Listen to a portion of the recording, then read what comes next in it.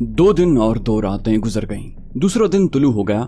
उस दिन इमरान ने एक ऐसा ड्रामा करना था जिसके जरिए उसने न्यूक्लियर मटेरियल और खुफिया कोड नंबर वाले कांति लाल की हमदर्दी हासिल करनी थी और उसके करीब होना था।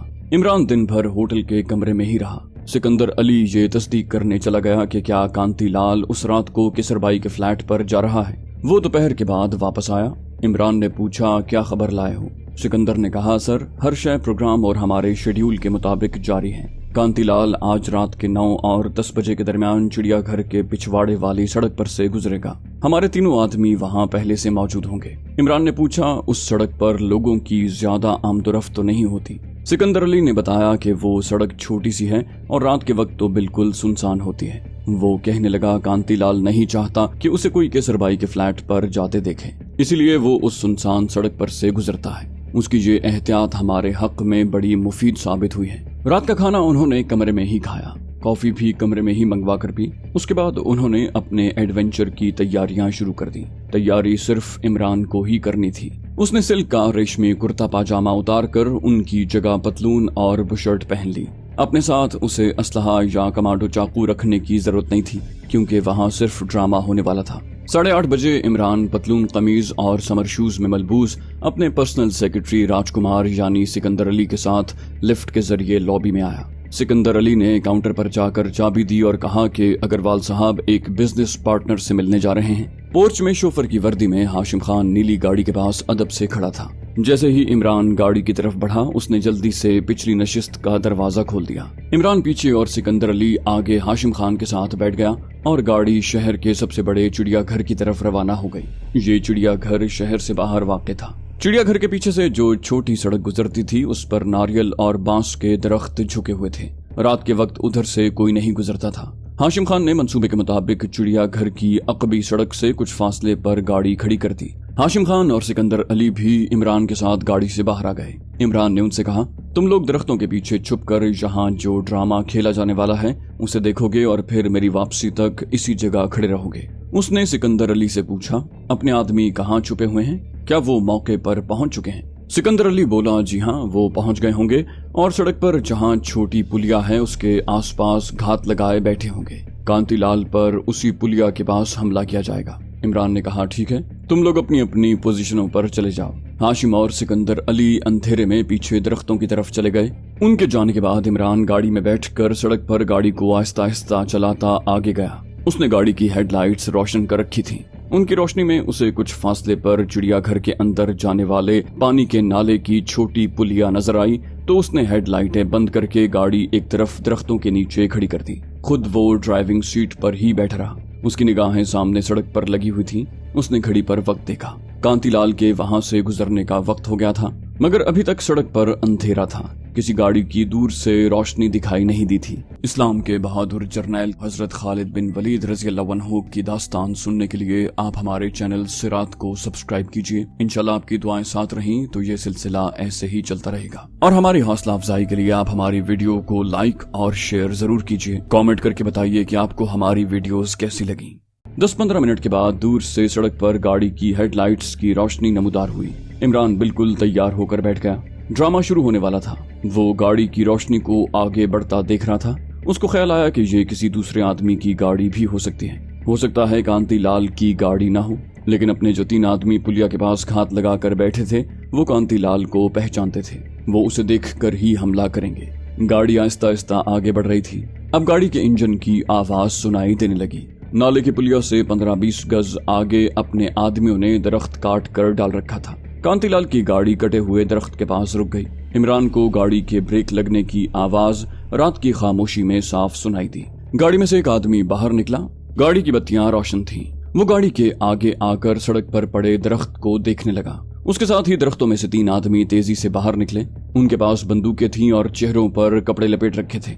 2 आदमियों ने कांतिलाल को दबोच लिया और तीसरे ने बंदूक की नाली उसकी तरफ कर दी और गरज कर कहा, तुम्हारे पास जो कुछ है खामोशी से हमारे हवाले कर दो। कांतिलाल को उन्होंने पहचान कर ही उस पर हमला किया था। कांतिलाल ने कहा, मेरे पास डैशबोर्ड में सिर्फ 2000 रुपए हैं, वो ले लो और मुझे छोड़ दो। ठीक उस वक्त इमरान ने इंजन स्टार्ट किया और गाड़ी को तेजी से चलाता हुआ कांतिलाल की मदद को पहुंच गया। गाड़ी खड़ी करके वो तेजी से बाहर निकला और एक डाकू की गर्दन पर मुक्का मारकर उसे नीचे गिरा दिया। बल्कि वो डाकू खुद ही नीचे गिर पड़ा। इमरान ने फौरन उसकी बंदूक उठा ली और जिन 2 डाकुओं ने कांतिलाल को दबोच रखा था उनकी तरफ बंदूक की नाली का रुख करके गरज कर कहा, इस शरीफ आदमी को छोड़ दो, नहीं तो मैं तुम दोनों की खोपड़ियां उड़ा दूंगा। जैसा कि आप समझ गए होंगे कि ये सारा ड्रामा था और ये तीनों डाकू मुराद खान की तंजीम के आदमी थे। दोनों डाकुओं ने ये सुनते ही कांतिलाल को छोड़ दिया और दरख्तों की तरफ दौड़ते हुए अंधेरे में गायब हो गए। जो डाकू जमीन पर गिरा हुआ था वो भी जान बचाकर फरार हो गया। उसके बाद इमरान ने कांतिलाल से कहा, आपको चोट तो नहीं लगी? कांतिलाल ने अपना सिल्की कुर्ता ठीक करते हुए कहा, भाई साहब, ऐन वक्त पर अगर आप ना जाते और मेरी मदद न करते तो जाने ये लोग मेरा क्या हाल करते। इमरान ने बंदूक दरख्तों की तरफ फेंकते हुए कांतिलाल की तरफ हाथ बढ़ाया, कहा, मेरा नाम जीसी अग्रवाल है, मैं बिजनेसमैन हूँ। कतर में मेरा ऑटो का बिजनेस है। मैं विजयवाड़ा में कारोबारी दौरे पर आया हुआ हूँ। 5 स्टार में ठहरा हूँ। खाना खाने के बाद यूं ही इस शहर की सैर करने निकल आया था। जहाँ से गुजर रहा था कि देखा डाकुओं ने आपको दबोच रखा है और मैं आपकी मदद को पहुँच गया। कांतिलाल ने गर्मजोशी से हाथ मिलाते हुए कहा, अग्रवाल जी, मैं आपका बड़ा आभारी हूँ, आपने मुझे उन डाकुओं से बचा लिया। इमरान ने कहा, ये मेरा इंसानी फर्ज था सर, जो मैंने पूरा किया। मैं अभी काफी दिन विजयवाड़ा में हूँ। मेरा रूम नंबर 13A है। कभी शाम को मेरे यहाँ तशरीफ लाएं, आपको स्कॉटलैंड से डायरेक्ट इंपोर्ट की हुई स्कॉच पिलाएंगे। ये कहकर इमरान कहा लगाकर हंस दिया। ये जुमला उसने जानबूझकर कांतिलाल के कान में डाला था, क्योंकि उसे मालूम था कि आला इंपोर्टेड विस्की कांतिलाल की सबसे बड़ी कमजोरी है और वैसे भी भारत में किसी को शराब की दावत देना मायूब नहीं समझा जाता। ये बिल्कुल ऐसी बात है जैसे हम तकल्लुफन कह देते हैं कि किसी रोज हमारे यहाँ आइए, आपको उम्दा चाय पिलाएंगे। कांतिलाल पर इमरान के इम्पोर्टेड वाले जुमले का असर हो चुका था। उसने दोबारा इमरान से पूछा, क्या नंबर बताया था आपने कमरे का? इमरान ने जेब से अपना विजिटिंग कार्ड निकालकर कांतिलाल को दिया, जो उसने इसी मकसद के लिए रखा हुआ था। कांतिलाल ने एक बार फिर इमरान का शुक्रिया अदा किया और बड़ी मोहब्बत से उससे हाथ मिलाकर बोला, प्लीज ये दरख्त सड़क से हटाने में मेरी मदद कीजिए। वो बोला, जरूर जरूर, इसकी मुझे भी जरूरत है। दोनों ने मिलकर सड़क पर डाला हुआ दरख्त एक तरफ कर दिया। कांतिलाल ने एक बार फिर इमरान का शुक्रिया अदा किया और अपनी गाड़ी में बैठकर आगे चल दिया। इमरान अपनी गाड़ी में बैठ गया, गाड़ी स्टार्ट की और आगे बढ़ गया। सड़क पर कुछ दूर आगे जाकर इमरान ने गाड़ी एक तरफ खड़ी कर दी। जब उसे यकीन हो गया कि कांतिलाल की गाड़ी चिड़ियाघर की अकबी सड़क पर से गुजर गई होगी, उसने गाड़ी को मोड़ा और आहिस्ता आहिस्ता गाड़ी चलाता सड़क का मोड़ घूमकर उस जगह पर आकर रुक गया जहां हाशिम और सिकंदर अली दरख्तों के पीछे छुपकर उसका इंतजार कर रहे थे। इमरान की गाड़ी को देखकर दोनों उसके पास आ गए। सिकंदर अली ने पूछा, सर, ड्रामे का अंजाम कैसा रहा? इमरान ने मुस्कुराते हुए कहा, कांतिलाल ने मेरा कार्ड ले लिया है, वो मुझसे मिलने होटल जरूर आएगा। मैंने उसे इम्पोर्टेड विस्की का लालच दिया है। सिकंदर अली और हाशिम खान भी गाड़ी में बैठ गए और गाड़ी होटल की तरफ चल पड़ी। हाशिम खान इमरान और सिकंदर अली को होटल में छोड़कर गाड़ी लेकर चला गया। इमरान और सिकंदर अली होटल में अपने कमरे में आकर कुछ देर बातें करते रहे। इमरान ने वो तमाम मुकालमे सुनाए जो उसके और कांतिलाल के दरमियान हुए थे। सिकंदर कहने लगा, मुझे यकीन है कि 1-2 दिन गुजर जाने के बाद कांतिलाल इम्पोर्टेड विस्की पीने आपके पास जरूर आएगा। इमरान ने कहा, जाल फेंक दिया है, किसी न किसी वक्त मछली फंस ही जाएगी। दूसरे दिन इमरान और सिकंदर अली अपने कमरे में ही नाश्ता कर रहे थे कि मुराद खान का फोन आ गया। इमरान ने रिसीवर उठाया। दूसरी तरफ से मुराद खान की आवाज आई, सर, क्या मैं श्री जीसी अग्रवाल से बात कर सकता हूँ? मैं सेठ घनश्याम दास बोल रहा हूँ।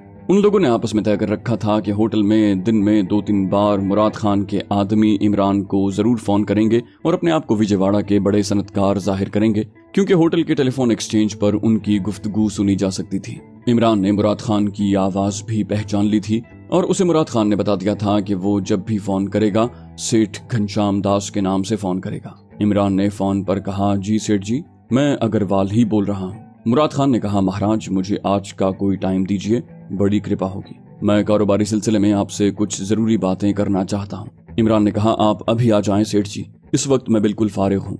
दूसरी जानिब से मुराद खान ने कहा, आपकी बड़ी मेहरबानी है, बड़ी कृपा है, मैं आ रहा हूँ। इमरान ने रिसीवर रखते हुए सिकंदर अली से कहा, मुराद खान का फोन था, वो आ रहा है। सिकंदर बोला, अपने आदमियों ने जो डाकुओं के रूप में आए थे, मुराद खान को ये तो बता दिया होगा कि ड्रामा बड़ा कामयाब रहा, लेकिन मुराद खान ये मालूम करना चाहता होगा कि आप और कांतिलाल के दरमियान क्या बातें हुई। मुराद खान ने कहीं करीब ही से फोन किया था। बमुश्किल 15 मिनट गुजरे होंगे कि नीचे काउंटर गर्ल ने फोन पर कहा, सर, सेठ घनश्याम दास जी आपसे मिलना चाहते हैं। इमरान ने कहा, उन्हें ऊपर मेरे कमरे में भेज दें।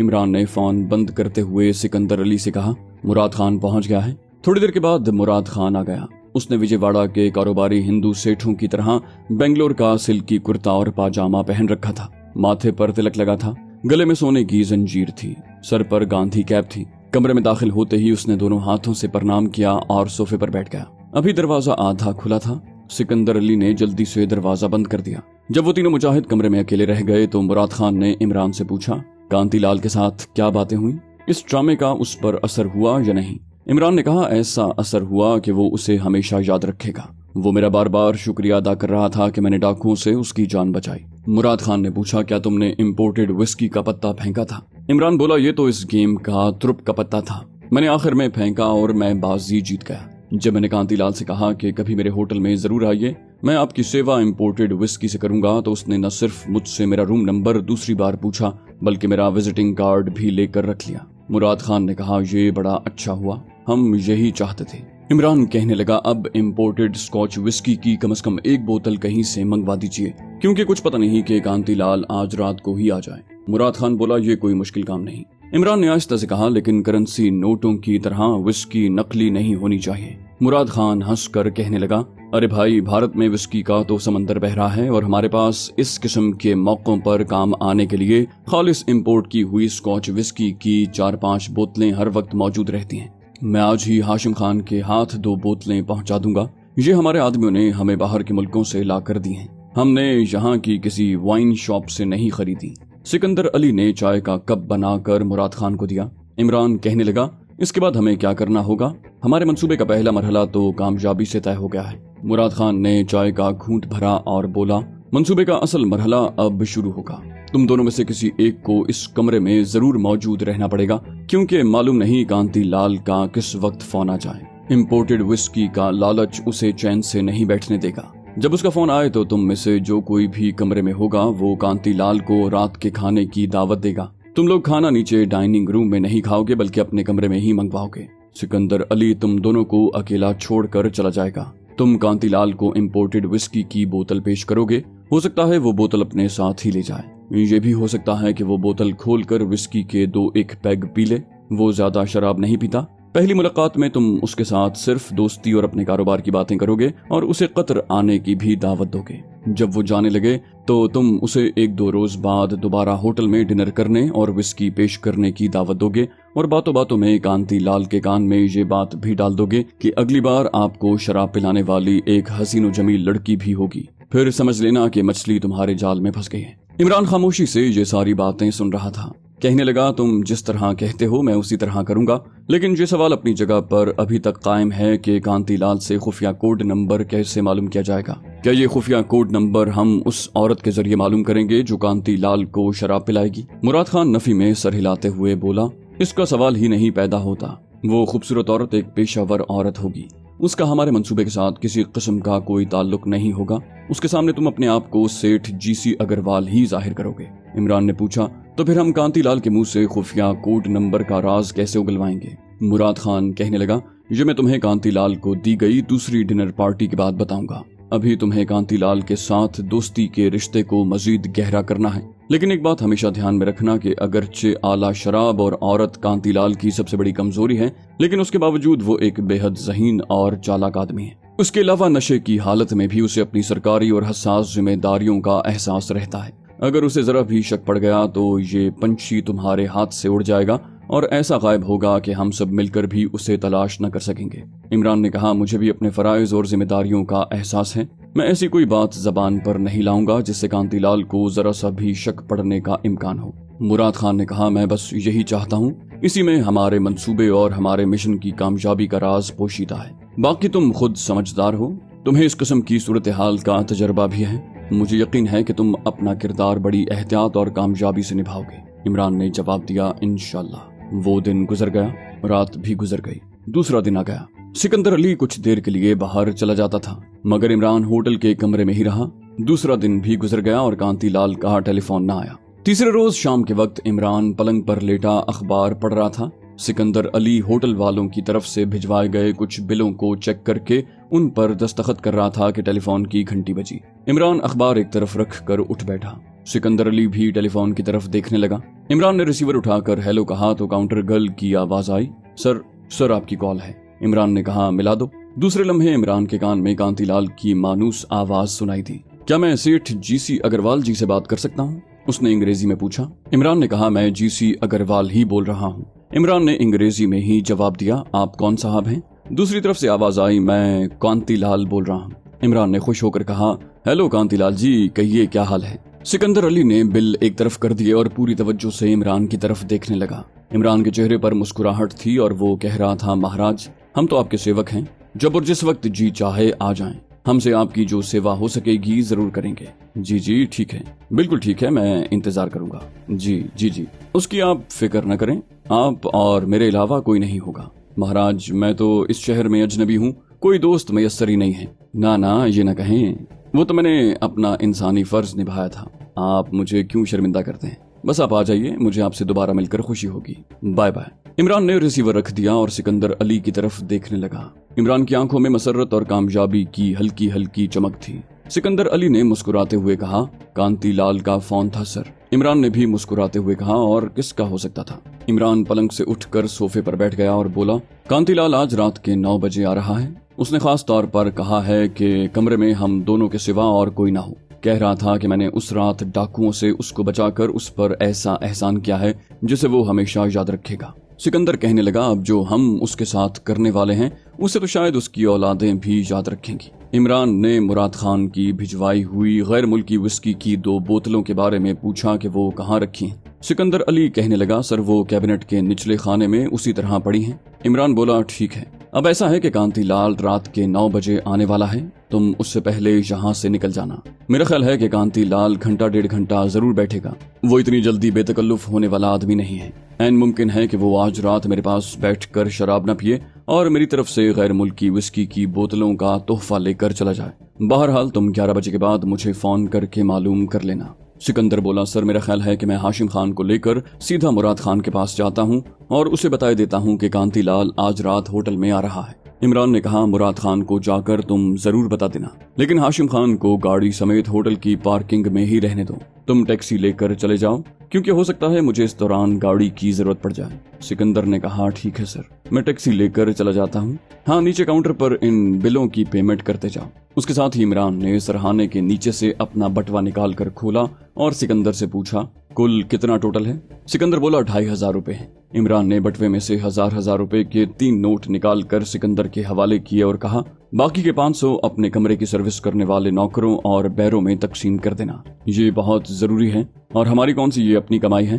ये 1000 रुपए तुम भी अपने पास रख लो। और इमरान ने मजीद 1000 का नोट निकाल कर सिकंदर के हवाले कर दिया। सिकंदर अली ने सारी रकम अपने बटवे में रख ली और बोला, सर मैं 11 बजे फोन करके पता कर लूंगा। इमरान ने कहा, बिल्कुल ठीक है। सिकंदर अली चला गया। इमरान दोबारा पलंग पर नींद दराज हो गया और आंखें बंद करके जहन में वो पॉइंट तैयार करने लगा जिन पर उसे कांतिलाल के साथ गुफ्तगू करनी थी।